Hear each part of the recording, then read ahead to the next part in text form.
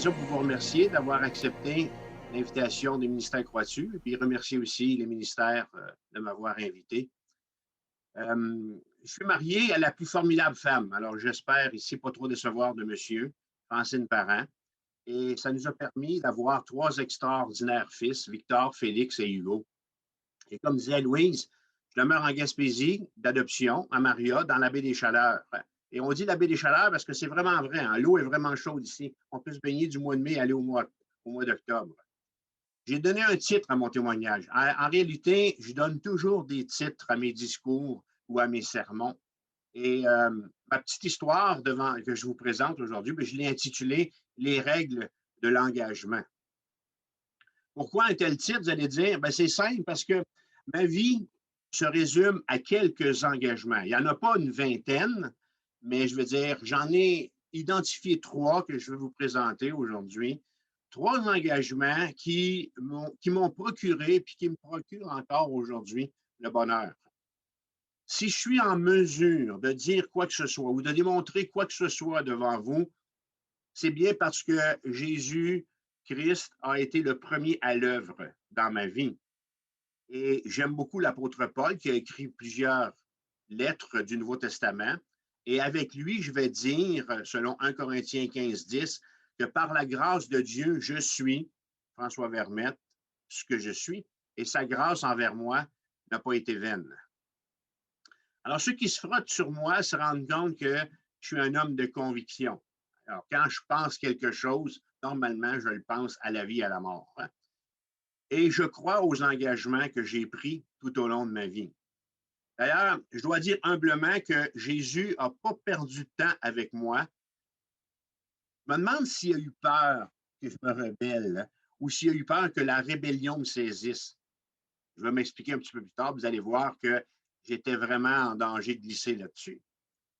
Je trouve ça un peu difficile de raconter ma courte histoire d'à peine 62 ans, 63 bientôt, avec comme toile de fond le thème de l'engagement. Il me semble que si j'étais centenaire aujourd'hui, j'aurais beaucoup plus de choses à vous communiquer. Mais le souhait de mon cœur, c'est que les leçons que j'ai apprises, puis les leçons que ces leçons-là, je les ai vous les rapporter. Puis le souhait de mon cœur, ma prière, c'est que ça puisse vous motiver, ça puisse vous stimuler, vous aussi, dans les engagements que vous vous êtes fixés. Soit des engagements sur le plan familial, sur le plan professionnel, sur le plan relationnel ou sur le plan spirituel. Et je vais affirmer une chose devant vous ce matin, c'est que si vous avez à ce jour jamais pris de tel engagement, le premier engagement qu'il vous faut prendre alors que je vous parle, c'est d'en prendre au moins un. Et vous allez me permettre de vous dire ici que le bonheur emprunte inévitablement la route de l'engagement. Alors, mon témoignage, c'est comme ça qu'on les appelle, les témoignages de vie. Alors, mon histoire ou mon témoignage ou mon parcours de vie est à la fois un éloge aux personnes qui ont pris pour eux-mêmes des engagements, qui s'y sont tenus et qui sont devenus pour moi des exemples qui m'ont conduit d'abord à la foi en Jésus-Christ et ensuite de ça, ces personnes-là qui sont devenues des modèles et qui, par leur style de vie, par leurs propres engagements, ont aidé à façonner ma personnalité. Alors, je vais nommer des gens, et puis certains sont décédés, certains sont encore vivants, et puis c'est humblement que je le fais, parce qu'ils ont eu un impact important. Et comme un bon prédicateur, alors ma présentation a une introduction, un point 1, un point 2, mais une conclusion. Alors, dans mon premier point, j'ai appelé ça l'engagement de l'avant. Alors, je veux parler de la période de ma vie de 1958, année où je suis né, à 1976. Et Jean-Marc Chaput, qui était, j'ai assisté à ses conférences, on a fait des ateliers ensemble, lui et moi, dans le contexte de mon travail. Et il présentait avec humour cette réalité que, avez-vous déjà réalisé à quoi on résume la vie de quelqu'un sur sa pierre tombale? À un trait d'union de 3/4 de pouce. Imagine-toi, j'ai vécu sur la Terre 80, 90 ans, 50 ans, puis ma vie est résumée à 3/4 de pouce. 1958, trait d'union, 1976.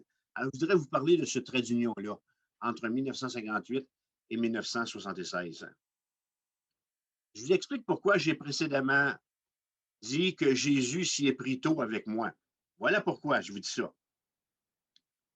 Le premier soir de ses noces, faites-vous-en pas, là, c'est censuré ce que je vais vous dire, OK?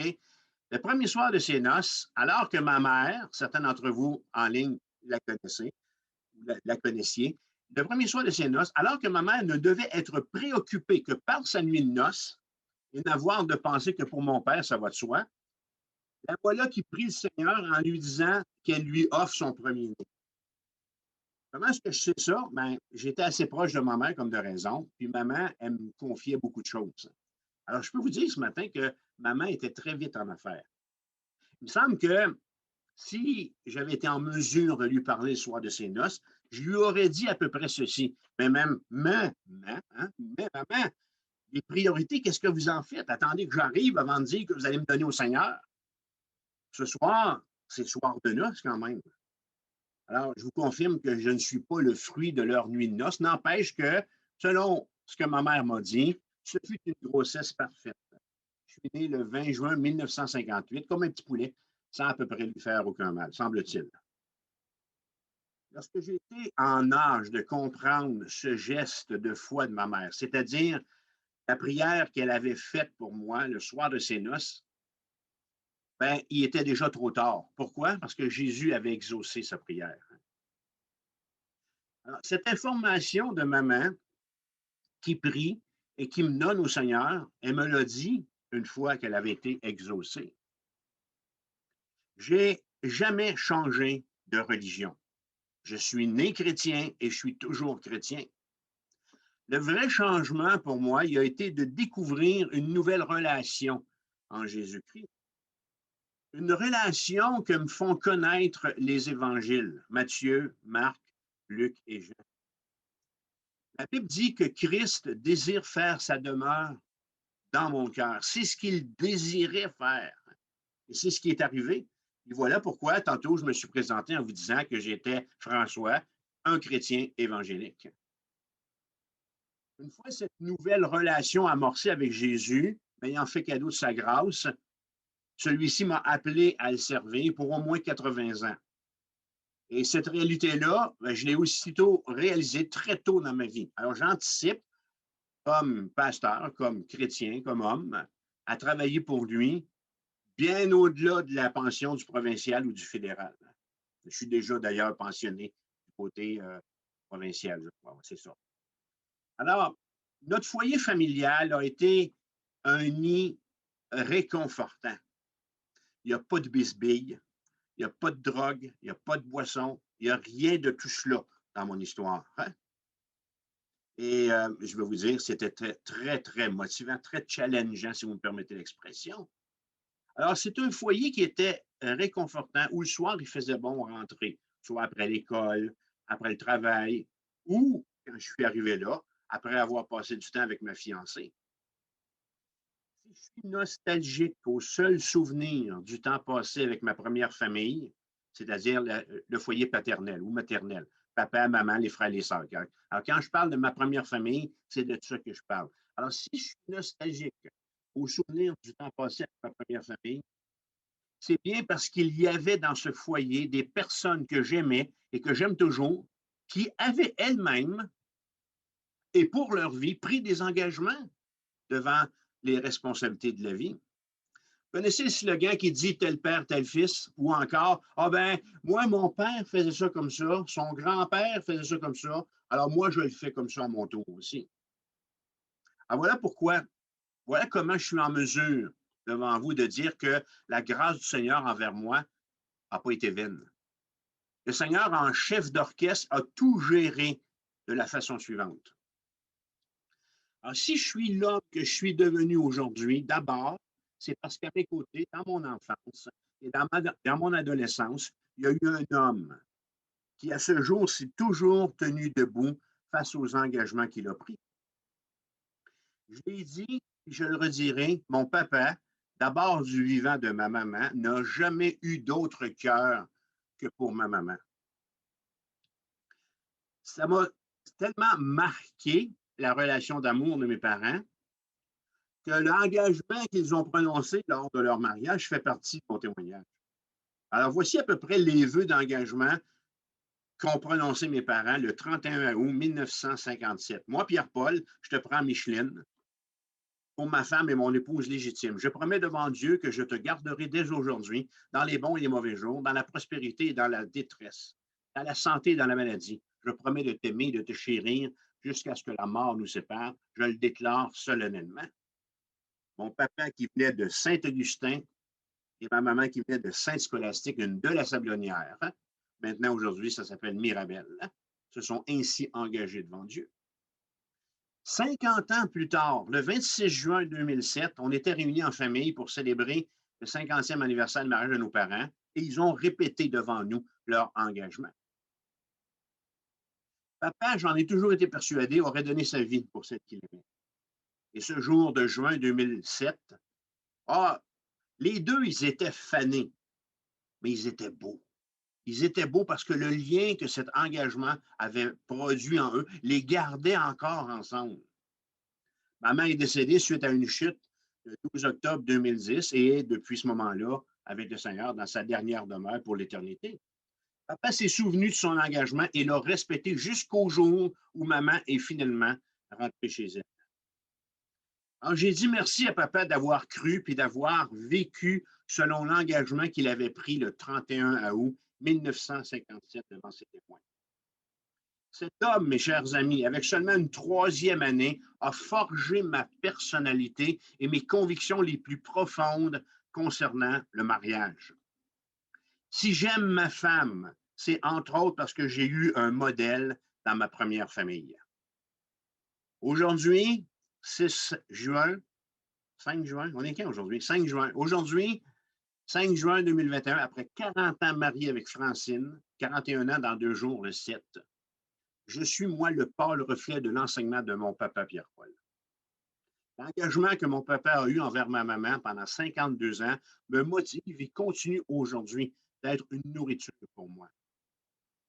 À mon tour, je tente au mieux de mes habiletés d'être un pédagogue, un exemple pour les gens de mon Église sur lesquels Dieu me demande de veiller, sur mes fils et aussi d'être un exemple dans la société. Et quand je parle de ceci avec papa, je lui affirme que les gens disent aujourd'hui de moi, 41 ans de mariage, c'est beau ça, c'est rare de nos jours.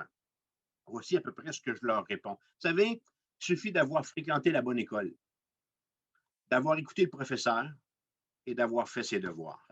Alors, tel est le premier engagement qui a fait de moi le mari que je suis. On revient au foyer paternel parce que je vais vous conter un peu mon parcours, comment j'en suis venu à donner ma vie à Jésus-Christ. À la maison paternelle, alors, dans un petit rang de la Côte-des-Anges à Saint-Augustin, alors jamais nous autres, on a été en mesure d'aller à Walt Disney en famille. On n'a jamais fait non plus de ski en montagne. Je ne me souviens même pas si on est allé au cinéma, toute la gang, les 7. Je suis allé avec mes parents. Ben, OK, on n'a pas fait ces affaires-là, mais on n'en est pas mort pour autant. Mon frère, pardon, j'en ai juste un, et mes 3 sœurs. Mais tous les dimanches, il y a une chose qu'on faisait en famille, on allait à la messe. On allait à l'église. Et jusqu'à ce jour, dans le foyer paternel, une dévotion a été rendue à Dieu et son jour respecté. J'allais dire son nom n'a pas été blasphémé, mais ce bout-là, je l'ai enlevé. On a eu de la misère un peu avec ce bout-là. De sorte que quand j'ai laissé à Christ la place dans ma vie qu'il devait avoir, le jour du Seigneur, alors vous comprenez ici que je parle du dimanche, était déjà acquis pour moi. Alors, j'ai joint une église évangélique la semaine d'ensuite. J'ai vu, mes amis, j'ai vu mes parents pendant 18 ans prier, confesser leurs péchés, être charitables envers les autres, être assidus à leur église et donner pour le royaume de Dieu. Alors, une fois converti à Jésus-Christ, quel engagement pouvait-il bien vouloir de moi? C'est sur ces 5 niveaux-là, là, ça a été du gâteau. Les assises avaient déjà été posées. J'ai eu de bons professeurs. Alors, dans ma nouvelle foi, dans ma nouvelle vie, j'ai adopté le même patron de vie spirituelle. Et après 45 ans, La grâce de Dieu envers moi n'a pas été vaine. Je suis aujourd'hui l'homme le plus béni. Vivre pour Jésus, le servir, puis vieillir avec lui. Ça, c'est merveilleux. En réalité, là, je vais vous avouer une chose ici. Je vais avoir 63 ans le 20 juin et mes anniversaires, je les prendrai 5 ans à la fois. 10. Parce que j'ai tellement hâte de voir le Seigneur Jésus, j'ai tellement hâte d'être avec lui. Mais la vie est ainsi faite, on prend les jours un à la fois. Alors, je suis reconnaissant devant vous ce matin au Seigneur pour papa et maman, pour le respect et l'amour de Dieu qu'ils m'ont enseigné. Leur engagement est en quelque sorte responsable de ce que je vis en ce moment dans un ministère pastoral gaspésien et dans l'Est du Québec. Quand j'étais jeune, vous savez, quand on est jeune, on s'en dit bien des affaires concernant, surtout quand on évalue, quand on fait le portrait de nos parents. Alors, quand j'étais jeune, je me disais, quand mes parents agissent de telle ou telle manière, ça m'énerve. Plus tard, je ne ferai pas comme eux. Et en réalité, là, plus je vieillis, plus je me rends compte que beaucoup de choses qu'ils faisaient de la bonne manière. Hein? Et la lueur du jour, et à mon malheur, certains jours, jusqu'au coucher du soleil, parfois, il fallait travailler. J'ai appris à travailler très tôt. Nous étions cultivateurs. Ça, être cultivateur, ça veut dire que les êtres vivants que tu fréquentes, à part de ta famille, comme de raison, sont des cochons et des vaches. Ça veut dire que pour t'amuser, tu joues à ramasser des patates ou des petites fèves jaunes. Ça veut dire qu'après le souper, pour te reposer en famille, tu vas ranger 2 wagons de foin dans la grange. Ça veut dire qu'à l'âge que tu vas avoir ton premier vélo, tes chums vont être rendus à leur premier auto. Et le pire là-dedans, tu dis quoi à la fille qui te demande qu'est-ce que tu as fait hier? Hein, moi? Et vous, je vous dis une chose, n'importe quand, je recommence le même parcours. J'ai aimé ce que j'ai fait et ce que j'ai vécu. Je l'ai fait avec conviction, puis je l'ai fait avec engagement. Il faut faire le train, je fais le train. Ça, c'est pas tchou-tchou, là, OK? Ça veut dire comme s'occuper des animaux à l'étable, OK? Alors, les nourrir, les nettoyer, traire, OK? C'est ça que ça veut dire, faire le train. Faut tuer un cochon avec papa, je tue un cochon avec papa. Ben oui, les cultivateurs, on faisait boucherie. Il faut cueillir des fèves dans le jardin, ben mes sœurs ont cueilli des fèves. J'ai même été surpris un jour d'entendre un de nos garçons, Hugo, me dire « Hey, papa, qu'est-ce que ça devait être le fun dans ton temps? » Les parents ont conjugué avec le commerce, avec la ferme et même parfois avec le travail à l'extérieur. Il y avait 7 personnes autour de la table à nourrir. Jamais on a eu faim. Non, jamais on a eu faim, donc on était rassasiés, puis jamais on a eu froid. Le travail ne fait pas mourir. Je vous dis ça, même si j'y ai pensé des fois quand j'étais adolescent. Mes parents m'ont enseigné l'autonomie, le sens des responsabilités devant la vie, puis le goût d'aller plus loin. Alors, je dis merci à Dieu d'avoir eu à mes côtés un homme et une femme engagés à me former à ce niveau. Ils se sont très bien débrouillés. Alors, OK, c'est beau tout ça, mais ce n'est pas suffisant. Ce n'est pas suffisant pour le rebelle en devenir que j'étais. On est à l'été 1976. J'ai 18 ans. Mon père aime ma mère. Mon père et ma mère sont croyants. Mon père et ma mère m'aiment et prennent grand soin de moi. Pouvez-vous me dire pourquoi alors est-ce que je suis en train de devenir un mauvais garçon? Malgré toute la chaleur de ce foyer paternel, d'où vient mon mal de vivre? J'ai comme un poids dans l'âme. Est-ce qu'un saint, est-ce qu'une sainte de l'Église catholique pourrait m'aider si je le prie ou si je la prie? Je me rends bien compte que ma religion n'est pas en mesure de me dire autre chose que fais ceci et ou fais pas cela. Est-ce que c'est comme ça que Dieu voit la relation d'amour qu'il souhaite avoir avec moi, un jeune adulte? Est-ce que Dieu sera comme mes anciens directeurs d'école avec leur fait et ne fait pas? Faut-il absolument faire quelque chose pour plaire à Dieu?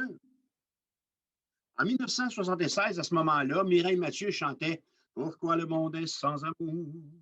Pourquoi mon cœur a-t-il si froid? Faites-vous-en pas, je ne la sais pas au complet. OK? Devant ce que je suis en train de devenir, rebelle à mes parents, d'abord, enclin au mal, méchant, il était temps, moi et vous, que Dieu intervienne parce que j'étais en train de devenir un beau bonhomme. Alors, méchant. Alors, je suis rebelle à mes parents, enclin au mal, méchant. Ma mère, savez-vous qu'est-ce qu'elle fait? Elle fait une autre prière pour moi. Et elle dit au Seigneur, change son cœur, Seigneur, sauve-le. Si ma mère avait joué au baseball, elle aurait eu toute une moyenne au bâton, une très bonne moyenne. Elle a toujours frappé. Ben, pas sur moi, mais elle a toujours frappé au champ centre, des coups sûrs. Et Dieu l'a entendu. C'est là que je veux parler de ce deuxième engagement, l'engagement actuel, ce deuxième trait d'union de 1976 à 2018. Alors, on est en 1976, on est à l'été 1976, j'ai 18 ans, j'ai mon char, il est un peu rouillé, mais c'est pas grave, 100 pièces, pas grave, j'ai mon char, j'ai ma caisse de bière, puis j'ai un travail. Je tombe sur un employeur, imaginez-vous, qui lit la Bible. Est-ce que c'est possible, je me pose la question, est-ce que c'est possible qu'il y ait autre chose que la foi de mon foyer paternel? Vous savez, à cet âge-là, je n'ai pas d'autres points de repère. Je n'ai pas d'autres connaissances spirituelles. Je parlais aux saints depuis que j'étais enfant. Je veux dire, je priais les saints depuis que j'étais enfant. Et savez-vous, je vais peut-être vous faire rire ici, là, je me ferai moi-même, OK? Quand j'y pense, je trouve que j'étais pas mal dégourdi comme fils de cultivateur. Je m'explique. La plupart des gens à l'église autour de moi priaient Sainte-Anne, Saint-Joseph ou le Sacré-Cœur. Il y avait même dans l'église de ma jeunesse, dans l'église catholique de ma jeunesse, une statue d'un saint qui était chauve. Alors moi, ces vieilles personnes-là, c'était pas pour moi, ça m'intéressait pas. Moi, j'avais jeté mon dévolu sur la belle brune en avant dans l'église.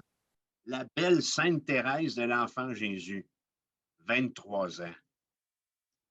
Combien de temps j'ai passé à la dévisager le dimanche matin pendant la messe? Combien de fois je l'ai supplié de répondre à mes prières? Je n'ai pas compté le nombre de demandes que je lui ai faites. J'ai compté le nombre de réponses. Et à ce jour, c'est toujours le même chiffre. Zéro! Aucune réponse de sa part. Mon nouvel employeur qui lit la Bible, Pierre, était ébéniste. Alors, j'avais une formation en ébénisterie. Alors, un jour qu'on est en train là, de construire et d'assembler un meuble ensemble, Pierre envoie un télégraphe au ciel pour moi, parce que les courriels, ça n'existait pas à ce moment-là. On est en 1976. Alors, il envoie un télégraphe au ciel pour moi, il envoie une prière et il voit l'accomplissement de sa prière se réaliser avant le break de 10 heures, avant le Midwest Pico. Wow! Pierre me répond, il dit, j'ai prié justement Dieu pour que tu acceptes de m'accompagner à mon église. Alors, il m'avait fait une invitation d'aller à son affaire, d'aller à son église entendre une étude de la Bible. Quelques minutes avaient suffi pour que mon cœur prédisposé, je dis ici à cause de ce que je vivais à la maison. Alors, rappelez-vous, la foi du foyer, la foi de mes parents, ma rébellion croissante à 18 ans et les deux fameuses prières de ma mère, celle qui me dit qu'elle me donne au moment de la conception au Seigneur, et ensuite celle où elle intervient devant le Seigneur pour lui dire de me sauver, d'intervenir parce que je suis en train de devenir un méchant garçon. Alors, je reviens vers mon employeur Pierre, puis je lui dis que je vais y aller. Hey! Pierre de Sesclavie, il dit c'est super, je viens juste de prier pour que tu changes d'avis. Alors qu'on est en train de visser le meuble, lui, il avait envoyé un télégraphe au ciel. Et là, je me dis, non, pas encore un autre comme ma mère qui envoie comme ça des prières au ciel. Savez-vous quoi? Je suis allé à son affaire. Je suis allé à son église le mercredi soir suivant. Il y avait une pleine église comme lui, puis comme ma mère qui priait Dieu. Là, de ma place, pendant le temps de la prière. OK, tout le monde est recueilli comme ça. Alors, je m'avance la tête de même, puis je regarde, j'ai dit, c'est sûr qu'ils ont un petit livre. Ils ne sont pas assez faits pour inventer tout ça au fur et à mesure. Alors, je cherche le petit livre. Et là, tout d'un coup, Michel, à 2, 3 places de moi, il se met à prier, il s'en va devant le Seigneur, puis il se met à prier. Hey, là, je me penche, il y en a un à côté de moi. Hey, non, il n'y a pas de petit livre, sapristi. Ça venait de son cœur. Le vendredi 17 septembre, encore en réponse à une invitation que m'avait faite Pierre, le vendredi 17 septembre 1976, à l'exemple de cet homme-là qui s'était engagé pour Jésus-Christ et à l'invitation de Jacques Marcoux, évangéliste, je me suis engagé à mon tour à donner ma vie à Jésus, puis à lui faire confiance pour tout et à m'attendre à lui pour tout dans une toute petite église de Laval. À ce moment-là, ce soir-là, j'ai compris que j'étais pécheur et que Christ devait absolument intervenir dans ma vie pour que je sois sauvé. Sauvé de quoi? Sauvé de ma rébellion, sauvé de ma méchanceté, sauvé de ce que j'étais, un pécheur. Jacques, dans sa prédication, m'avait fait comprendre que j'avais besoin de l'intervention de Christ dans ma vie. Je ne l'ai pas réalisé pleinement ce soir-là, mais ce que je vous dis aujourd'hui, c'est que je comprenais aussi que ma religion, puis que les saints ne pouvaient pas rien faire pour moi. L'apôtre Paul va dire dans Éphésiens 2,8, car c'est par la grâce que vous êtes sauvés, par le moyen de la foi. Et ça ne vient pas de vous, c'est le don de Dieu. Ce soir-là, je réalisais que les saints n'étaient pas morts à ma place sur la croix pour le pardon de mes péchés. Saint Joseph, la Sainte Vierge, ce n'est pas eux qui sont montés sur la croix mourir pour mes péchés. C'est Jésus-Christ, le Fils de Dieu. Mon Église et tout le bien qu'elle faisait ne pouvaient me donner le salut en Jésus-Christ. Je devais faire ce choix et je devais le faire moi-même ce soir-là. Ça, je l'avais compris à la suite de la prédication de mon ami Jacques. Dans cette salle, j'ai demandé à mes voisins de banc d'église de me laisser passer. Il semblerait que je leur ai dit « ôtez-vous, il faut que j'y aille ». Alors, je n'ai pas de preuve de ça, il n'y a pas d'enregistrement. Comme vous voyez que je suis vraiment un gars de conviction. Alors, j'étais assis comme au milieu du banc. Quand on invite quelqu'un à l'église, hein, on l'entoure tout le temps. Hein. Le mari sépare, la femme sur le bord, et ainsi de suite. Hein. Alors, moi, je suis coincé au milieu du banc, push ça. Alors, ça allait, je les ai dit de se tasser. Je devais m'avancer. Je devais répondre à l'invitation de Jésus-Christ. Et savez-vous ce qui est arrivé? Pendant que je sortais de mon banc, le miracle s'est opéré. Je venais de choisir et je venais d'accepter ce que Christ avait fait pour moi sur la croix du Calvaire. Le Seigneur Jésus, alors que je bouge dans mon banc, venait d'entrer dans mon cœur. La paix de Dieu qui surpasse toute intelligence m'a envahi ce fameux vendredi soir et ne m'a plus jamais laissé. Alors voilà mon premier engagement. J'en ai 3 à vous présenter. Voilà le premier engagement que je veux vous présenter. Si ce matin ou n'importe quand vous écoutez cet enseignement-là ou ce témoignage-là, si au moment où vous m'écoutez, au moment où vous m'entendez, vous n'avez pas encore pris cet engagement, moi, je vous invite de le faire. Hein. Pourquoi? Parce on parle ici de destinée éternelle. Cet engagement spirituel que j'ai pris le 17 septembre 1976 a fait naître dans mon cœur un goût sans cesse croissant pour la lecture de la Bible et son étude et pour la prière. Eh oui, comme maman. Un engagement aussi à rechercher la présence des frères et sœurs dans la foi en fréquentant une église chrétienne et un goût pour le service incontrôlable. Septembre 1976, j'ai été nommé bédo de mon église. Oui, 18 ans, j'avais les clés du paradis des chaises de l'église ou de la salle de culte qu'on louait pendant de longues années. Robert Dagenet, mon pasteur. Alors, Robert a 25 ans, puis j'ai 18 ans. Alors, je suis impliqué avec lui là, dans le démarrage de l'Église des Frères Ménonites de Saint-Eustache. Alors, Robert Dagenet avait décelé mon appel pour le service. Pendant 11 merveilleuses années, on a travaillé ensemble. Un engagement envers une église locale doit obligatoirement vouloir dire servir cette communauté et les membres qu'elle renferme. Voici le deuxième engagement que je vous présente.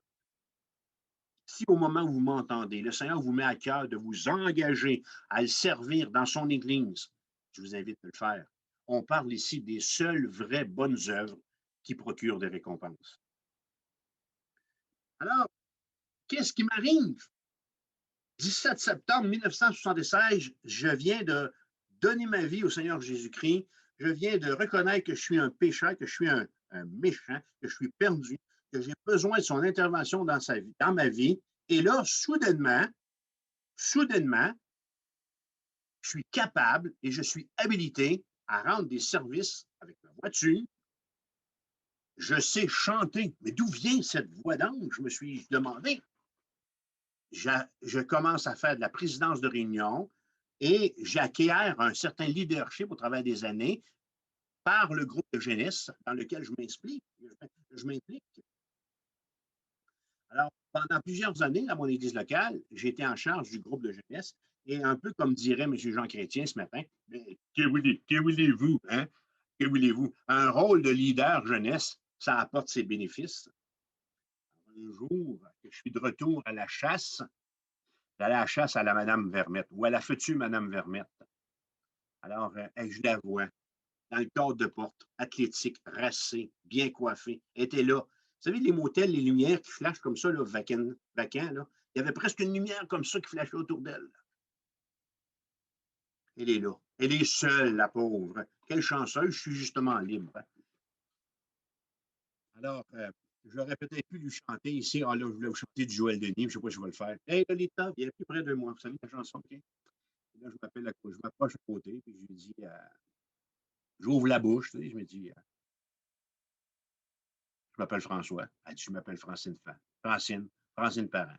Je le sais. Je dis, toi, là, ma belle cycliste, t'aimes-tu ça, la chorale? Puis le gâteau renversé aux ananas. Alors, Francine est devenue ma blonde stédée, comme on disait dans le temps.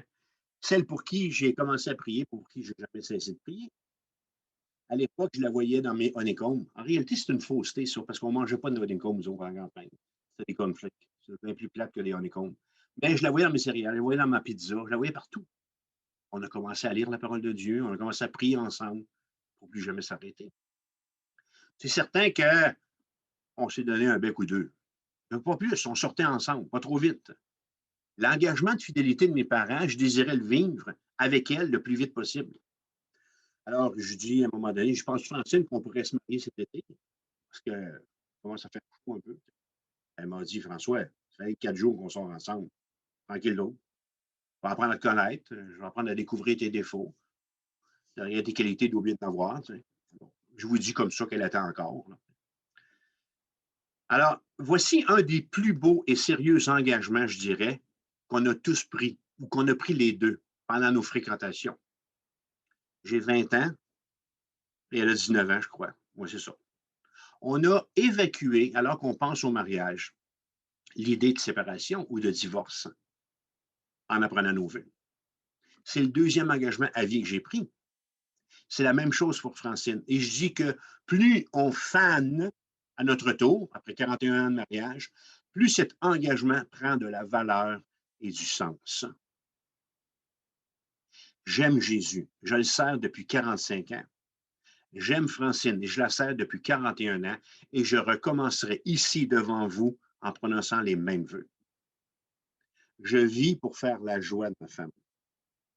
Nous nous complétons et nous aimons faire une foule de choses ensemble. Je réalise une chose ici, c'est que si j'avais rompu mon engagement d'aimer mon épouse dans le meilleur et pour le pire, et que j'avais lancé la serviette, ce sont d'infinies richesses qui manqueraient à mon expérience conjugale. Je dis aux hommes mariés ceci, si vous n'avez pas assez de cœur pour aimer ce que Dieu a fait de mieux pour vous et qu'il a placé à vos côtés, si vous n'avez pas compris qu'il y a plus de joie à donner votre vie pour celle que vous aimez, votre bateau prend l'eau. Et ce matin, je vous invite à y remédier. Jésus désire et Jésus peut venir en aide à votre mariage en difficulté. Le troisième engagement que je vous présente, c'est le suivant. Messieurs, au moment où vous m'entendez. Si le Seigneur vous met à cœur de vous réengager à aimer votre femme, dans le meilleur et pour le pire, je vous invite à le faire. On parle ici de votre femme, envers laquelle Jésus vous demande d'avoir le même amour qu'il a eu pour son Église. Vous savez où cet amour a conduit Jésus? Oui, à mourir pour son Église. Si vous n'êtes pas prêt à mourir pour votre épouse ou votre amour, pardon, a besoin de la touche d'amour de Christ. Votre mariage a besoin d'être présenté au Christ de Golgotha, le seul qui puisse faire ce miracle de transformation. Est-ce que vous me suivez? Je viens de vous faire voir ici les 3 principaux engagements que ma nouvelle relation avec Jésus-Christ a produits dans ma vie depuis le 17 septembre 1976. Un engagement à lui donner mon cœur, parce qu'à 18 ans, je réalise, je comprends que ce n'est pas mes prières à Sainte Thérèse de l'Enfant Jésus ou à quelconque autre personnage de l'Église catholique qui pouvait faire quelque chose pour moi.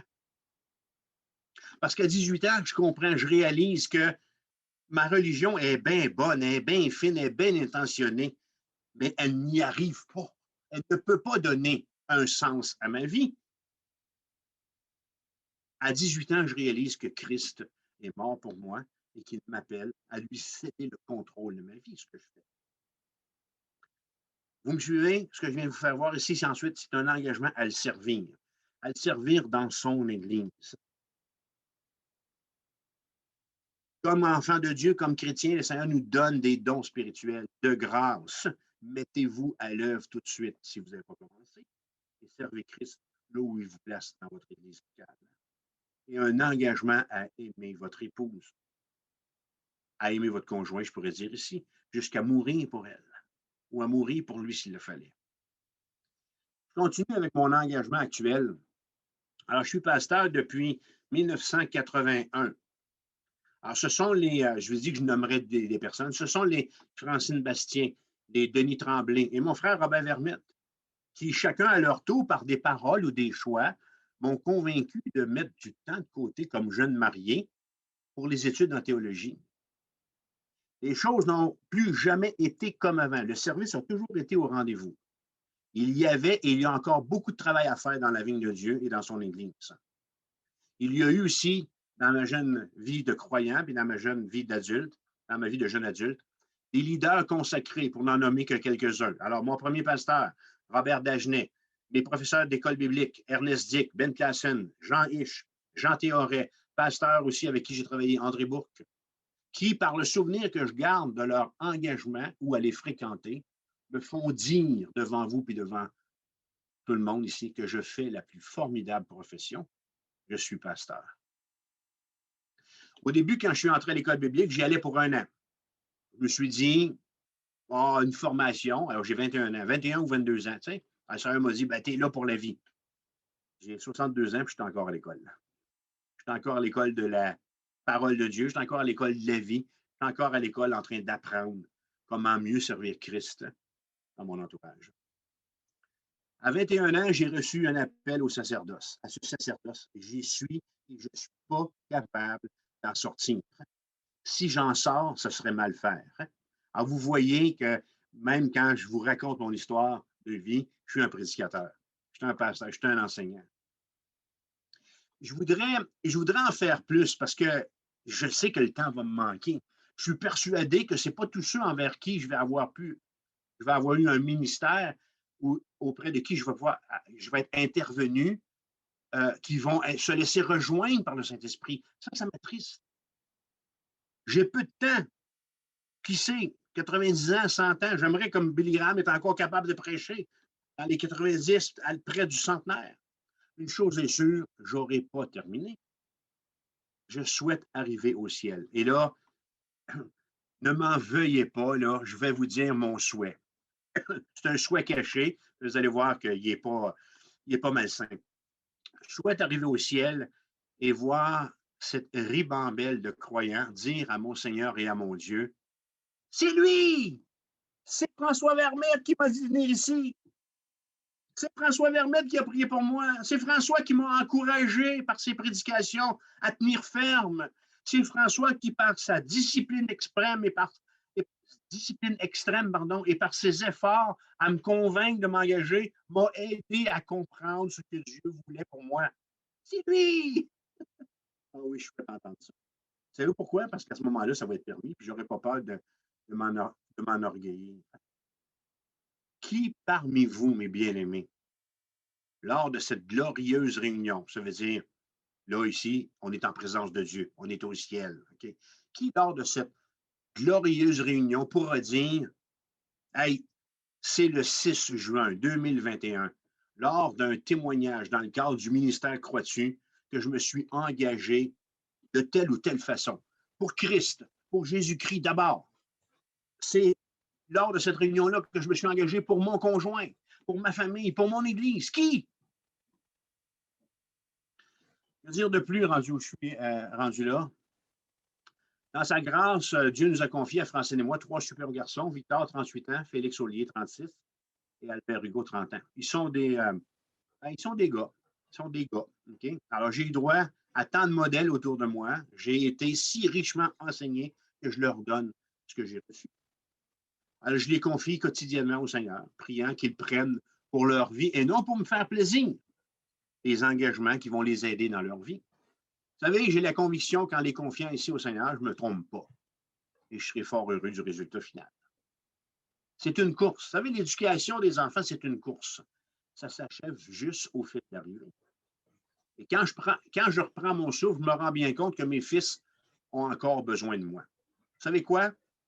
Encore et encore, je vais me lever la nuit pour eux s'ils ont besoin de papa. Encore et encore, je vais mettre la main dans ma poche s'ils ont besoin d'une aide financière.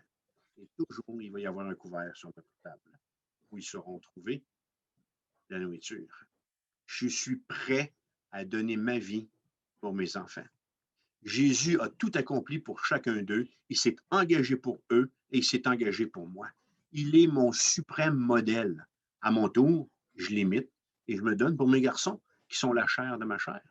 C'est ma vocation, c'est mon engagement. Vous savez, mes fils sont un peu comme un gâteau dans le four. Ils ne sont pas encore cuits. Mes amis, j'aime Jésus. J'aime mon épouse. J'aime mes fils et j'aime le ministère pastoral. Au fait, tantôt, Louise me présentait comme étant en Gaspésie. Comment est-ce que j'ai fait pour aboutir en Gaspésie? Moi, un Mirabellois qui vient du nord de Montréal. Au printemps 1989, Denis Tremblay, qui était pasteur de l'Église des Frères Mennonites de New Richmond, désirait retourner un petit brin aux études et m'a demandé si je serais intéressé de le remplacer, alors de prendre la relève. On venait en vacances depuis 1982, Francine et moi. Et puis, de 82 à 89, je remplaçais ce pasteur souvent dans le cadre de ses vacances. Alors, on était en famille, en 89, décidé de faire ce changement, mais les plans ont changé et ça n'a pas fonctionné. 25 ans plus tard, 25 ans plus tard, le poste de pasteur de cette église est toujours vacant, est toujours ouvert, parce qu'on avait recommencé à venir en vacances dans la baie des Chaleurs en 2009. Alors, en mars 2014, j'étais à ce moment-là directeur d'une compagnie de services informatiques à Laval. Et à cause d'une fusion, mon patron m'a annoncé devoir mettre fin à notre entente de travail. Et au moment où il m'annonçait la nouvelle, j'ai eu la conviction que ça me demandait de ne pas m'en faire et qu'il me donnerait un cadeau. Alors, on y est aujourd'hui, 32 ans plus tard, on est en Gaspésie. Des Gaspésiens d'adoption. Partout où on va ici, les gens nous disent « T'es pas d'ici, toi, hein? » Je ne sais pas ce qui leur fait dire que je ne suis pas de la Gaspésie, mais peu importe. Alors, les Gaspésiens de la baie des Chaleurs et les gens de l'Est du Québec sont ce cadeau auprès de qui je peux exercer en ce moment mon ministère pastoral. Francine, à ce moment-là, a été convaincue qu'on était dans le temps du Seigneur et elle a été engagée à l'hôpital de Maria. On a vendu notre condo à Laval et on a acheté une maison ici à Maria. La fin de l'histoire, ben, on y est encore. Elle n'est pas terminée. Hein? À l'exemple de mon gâteau, on est encore dans le four, puis c'est pas fini. On est arrivé en Gaspésie le 8 novembre 2014 et en 2016, je me suis aussi investi dans l'église du fellowship à Rivière-du-Loup, l'église de la Rivière, où je suis encore impliqué comme pasteur. Donc, j'ai une double charge, pasteur à New Richmond et à Rivière-du-Loup. Alors, en conclusion, c'est là que je voulais nous amener. OK? C'est à peu près ce que je désirais vous partager. Pour être pratique, dans quelle dimension de votre vie est-ce que vous avez de la difficulté à vous engager? Avez-vous de la difficulté à vous engager sur le plan familial, professionnel, relationnel, spirituel? Pourquoi est-ce que vous n'en parleriez pas à Dieu dans la prière? Hein? Ma vie a été marquée par la prière. Elle est encore marquée par la prière. Savez-vous quoi? Quand je prie Dieu, Dieu répond. C'est extraordinaire. Pourquoi est-ce que je vous encourage à faire cette démarche? C'est simple. La plupart des fois où j'ai offert à des gens de faire ce geste, de se confier, puis d'exposer les besoins qu'ils ont à Dieu, il a répondu. Vous savez, François Vermette a déçu beaucoup de personnes. Beaucoup de personnes ont déçu François Vermette, mais jamais le Seigneur Jésus ne l'a déçu. Jamais Christ, jamais Dieu ne m'a déçu. Jamais. Avez-vous besoin qu'on prie pour vous? La prière est le rendez-vous que Dieu a pour vous en cet instant. Et par cet exercice, il désire vous bénir.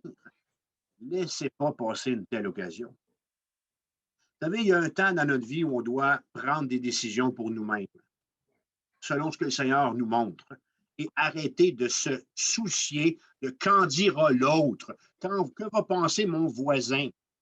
Je peux vous dire une chose, un rendez-vous divin demeure un rendez-vous divin. J'espère que mon histoire, qui est très sobre, hein, OK, saura vous conduire à la croix de Jésus-Christ, qui a dit, je suis le chemin, la vérité et la vie. Nul ne vient au Père que par moi. J'ai commencé en disant que j'étais chrétien évangélique. En fait, je me suis converti à Jésus-Christ. Ce soir de septembre, après avoir réalisé que j'étais un pécheur et un pécheur perdu, que mes œuvres ne pouvaient sauver, j'ai donné ma vie de misère à Jésus-Christ dans un geste de foi, convaincu que c'était la chose à faire. J'aime particulièrement ceci de Dieu. Jamais il ne me demande de laisser ou de renoncer à quoi que ce soit sans m'offrir quelque chose de mieux en retour. Ce vendredi-là, à la croix de Golgotha, j'ai donné à Jésus le fardeau de ma jeune vie de 18 ans. Et lui, qu'est-ce qu'il a fait? Il a fait le plus merveilleux échange avec moi.